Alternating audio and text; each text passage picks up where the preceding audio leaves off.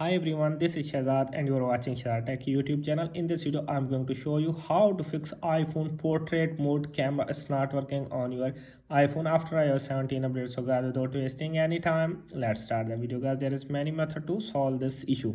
First is open the camera and just force close it to fix your problem. If the solution is not working, then we move to another solution. Another is force restart your device. So just open the settings, go to general, scroll to the down, and here you can see shutdown. Tap on it.